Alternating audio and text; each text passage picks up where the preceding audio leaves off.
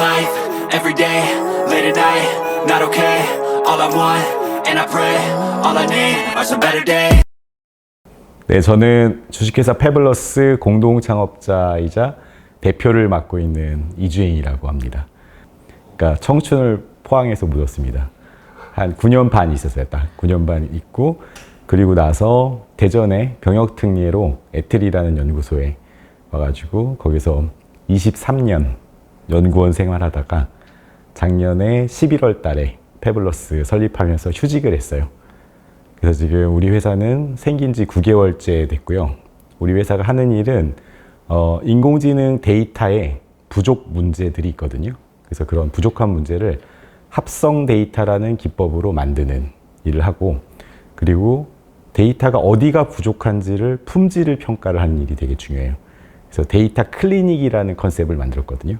그래서 합성 데이터는 데이터의 치료제인 거고, 그리고 치료에 앞서서 우리가 진단이 필요하잖아요.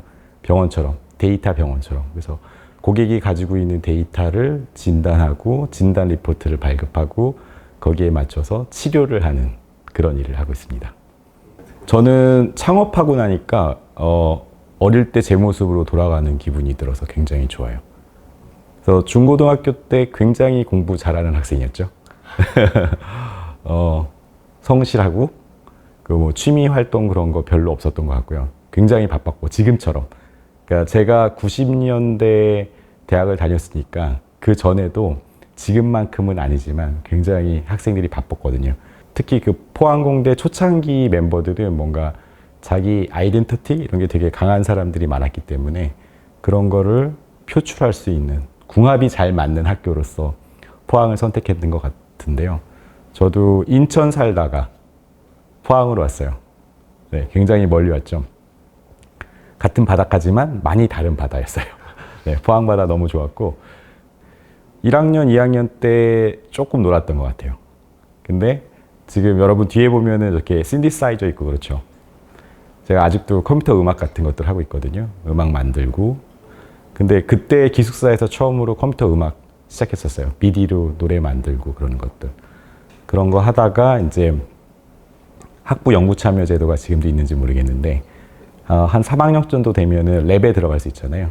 그때 이제 컴퓨터 음악으로 애니메이션의 배경음악 만드는 그런 아르바이트를 컴퓨터 그래픽스 랩에서 하게 됐었어요.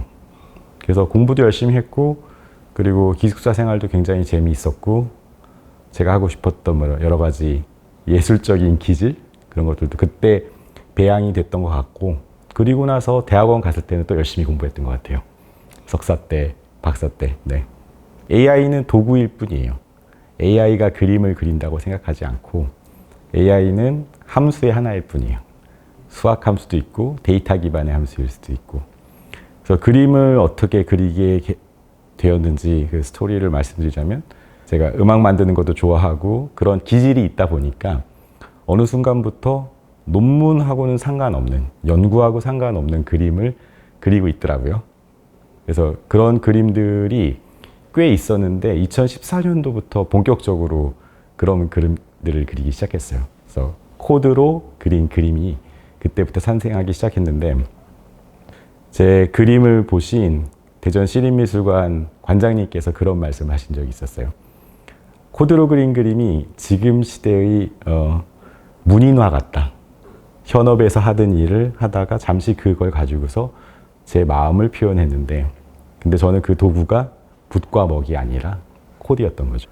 컴퓨터 과학자의 수학적인 그림이 어떻게 딥러닝 인공지능을 만나서 패턴의 그림으로 바뀌어가는지를 표현을 했거든요. 근데 그것도 전부 다 코드로 그린 그림이고, 그 코드에서 쓰이는 어떤 함수는 100% 수학 함수예요. 기하학적인 선분, 곡선, 3차 곡선 이런 것들로 되어 있다가 이런 것들이 딥러닝을 통과를 하면서 비정형적인 패턴으로 바뀌어가는 그런 것들을 표현을 했거든요. 모델링 기반의 그림에서 데이터 기반의 그림으로 바뀌어가는.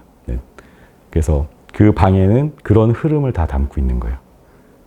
기호로서의 그림이 어떻게 패턴으로서의 그림으로 바뀌어가는지. 그거와 더불어서 제가 공학자의 삶을 20년, 포스텍까지 하면 30년을 살았잖아요. 그러다가 어떻게 예술가의 삶에 또 살게 됐는지. 그래서 그런 확장에 관련된 거죠. 기호와 패턴의 확장, 그리고 공학과 예술의 확장. 그래서 그런 확장의 경험이라는 게 사업하는 데 굉장히 도움이 많이 된 거예요. 그래서 그 박스 바깥에서 생각한다 그런 얘기들 하잖아요. 그래서 이 바깥에도 충분히 멋진 일들이 있구나. 내가 하고 싶은 걸 하고 살아도 되는구나. 라는 거에 대한 어떤 굉장히 용기를 얻었다고 할까. 그리고 또 한 가지 이 사이드 이펙트는 전시를 하게 되면은 설명을 많이 해야 돼요. 작가로서 아티스트 톡을 해야 되거든요. 그래서 관객도 만나야 되고 비평가도 만나고 설명을 하다 보니까 말빨이 늘어요.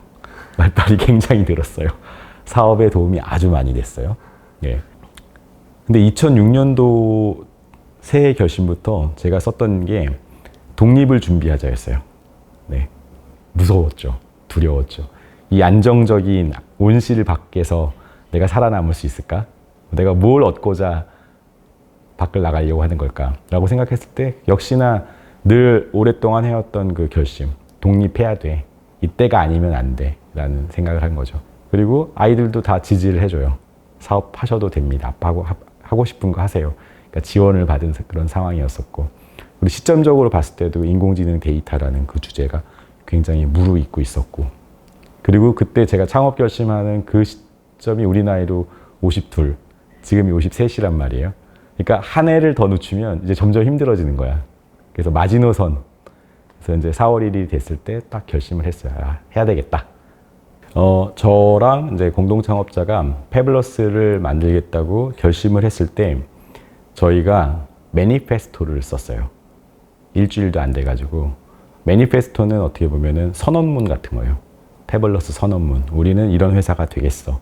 그런 게 이제 우리 홈페이지에도 나와 있는데 거기에 내용이 패블러스는 데이터와 사용자 사이의 간극을 줄이는 일을 하겠다가 저희의 첫 번째 목표였었어요. 또 명함에 보면은 패블러스 데이터의 진심 이렇게 돼 있어요. 그래서 그 데이터의 진심이라는 거는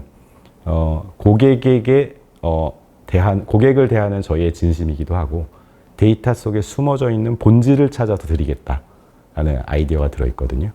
근데 그 본질이라는 거는 저희는 과학적인 방법이 있다고 생각을 해요. 그래서 패블러스는 무엇을 잘하는 회사인가? 라고 이제 질문을 하시면 저희는 데이터의 기하학을 잘하는 회사입니다. 이렇게 말씀을 드려요. 그래서 거기에는 당신 데이터는 30만 개로 되게 많지만 B등급이에요. 왜냐면은 여기 균질하지 않은 부분이 보이죠.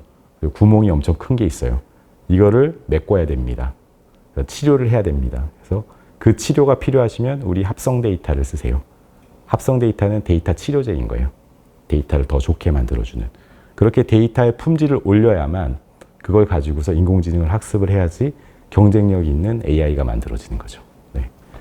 저희가 첫 번째 투자를 유치할 적에 그 합성 데이터하고 그 데이터 캔버스라는 패블러스 캔버스라는 두 개의 아이템으로 제안을 드렸었거든요. 서로 상이하게 다룰 수 있지만 두 개는 데이터의 진심 그리고 데이터의 거대한 공면을 공유한다는 점에서 같은 기술이에요. 근데 합성 데이터나 데이터 클리닉은 주로 기업을 위한 것, 그리고 패블러스 캔버스는 개인을 위한 것이에요. 그래서 가장 중요한 것은 데이터의 거리를 측정할 수 있다는 거에 기반하거든요. 그래서 우리가 나는 누구인가라는 질문을 철학적으로 하게 되죠. 어느 순간에. 그때 우리는 논리적으로 그리고 이성적으로 무언가 나에 대해서 설명을 하려고 하잖아요. 근데 우리는 그거를 데이터 기반으로 답할 수 있다고 생각을 해요. 그래서 패블러스는 나는 누구인가에 대한 질문에 대해서 데이터 기반으로 답할 수 있는 도구를 만들겠다라는 목표를 가지고 있어요. 그래서 그걸 하게 되면 어떤 좋은 점이 또 있을 수 있냐면 나와 너 사이의 거리를 측정할 수 있는 거죠. 내가 닮고 싶은 사람. 내가 저렇게 가기 위해선 어떤 데이터의 축적이 필요한 것일까? 그래서 데이터로서의 나를 가꾸고 측정하고 하는 그런 비즈니스가 가능하다고 생각을 해요. 그리고 가능하면은 좋은 연구소를 가시는 것도 저는 좋다고 생각을 해요. 요즘은 기업에서도 워낙에 연구 환경이 좋기 때문에 기업도 좋다고 생각을 하는 거고, 그래서 거기에서 자기를 좀 다져도 될 것 같아요. 너무 성급히 창업하시는 거는 저는 좀 말리고 싶은 거예요. 예. 언젠가 내 전성기는 오거든. 그리고 내가 전성기가 되면 남들이 다 알아봐요. 그때 창업해도 사실은 상관없는 거예요. 예. 사업을 한다는 거는 기술적 소양에는 도움이 되겠지만 그 아이템이 바로 시장까지 연결된다는 거는 정말 험난한 일이라고 생각이 되기 때문에 그런 섣부른 환상을 갖는 거는 굉장히 위험하다고 생각이 됩니다. 그래서 아까도 말씀드렸지만 세상이 결국 나를 알아봐요. 그걸 위해서 나를 매력적으로 만드는 게 되게 중요하다고 생각을 해요. 예를 들면 저의 예술이 저를 매력적으로 만들었잖아요. 그것처럼. 그래서 너무 조급하게 생각하지 마시고 튼튼하게 자기를 좀 더 단단하게 다지시면 언제라도 아마 창업을 하실 수 있을 거라고 생각을 합니다. 굉장히 쉽게 기부였는데 저는 왜냐면은 제가 좋아하는 이호윤 본부장 친구가 전화를 와서 1% 기부해야지 그랬을 때 저는 1초의 망설임 없이 그래야지 하고 결정했거든요. 그래서 마치 제가 공동 창업자하고 거의 3초 만에 창업팀이 결정된 것 같은 그런 거였었어요. 왜냐면 저는 늘 포스텍에 좋은 거를 드리고 싶은 생각이 있었거든요. 학교를 위해서 우리 후배들을 위해서 그래서 저는 제가 뭔가를 드릴 수 있다는 거에 대해서 오늘 아침도 생각하는데 너무 기분이 좋더라고요. 와, 내가 이런 상황이 됐구나. 그래서 물론 이제 1% 기부를 하는 그 시점이 우리 회사가 이제 막 코스닥 상장하고 엄청 커져가지고 그때 드리면은 제일 좋겠죠. 네. 그래서 저에게는 굉장히 쉽고 당연한 결정이었었습니다. 네.